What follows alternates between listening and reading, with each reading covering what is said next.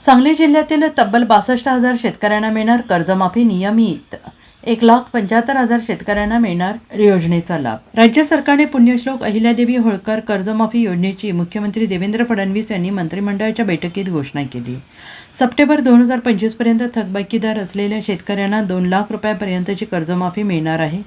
जिल्हा बँकेचे तब्बल 62,571 थकबाकीदार शेतकरी आहेत, तर नियमित कर्ज परतफेड करणारे 1,75,000 शेतकरी आहेत। या शेतकऱ्यांना 1,000 कोटीपर्यंत कर्जमाफीचा लाभ मिळण्याची शक्यता आहे। राज्यात महायुतीने विधानसभा निवडणुकीत सत्तेवर आल्यानंतर शेतकऱ्यांची कर्जमाफी करण्याचे आश्वासन दिलं आहे, मात्र प्रत्यक्षात सत्तेवर आल्यानंतर हे आश्वासन पाळण्यात सरकारकडून विलंब होत असल्याने गतवर्षी शेतकऱ्यांनी नागपूर येथे आंदोलन केले।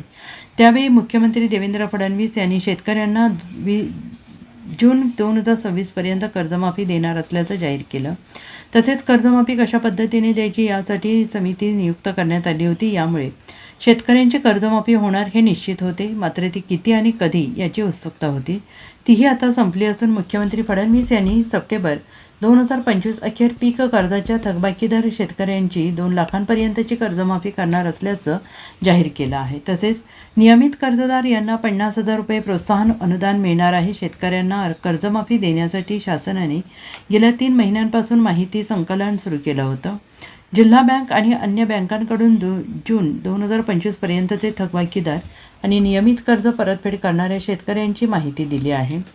जिल्हा बँकेचे 62,571 शेतकरी थकीत आहेत, त्यांच्याकडे व्याजासह 10,063 कोटींची थकबाकी आहे। यातील किती शेतकऱ्यांना प्रत्यक्ष कर्जमाफीचा लाभ मिळणार हे आता शासनाकडून कर्जमाफीच्या निकषानुसार स्पष्ट होईल। Bureau report SBN Marathi, Sangli.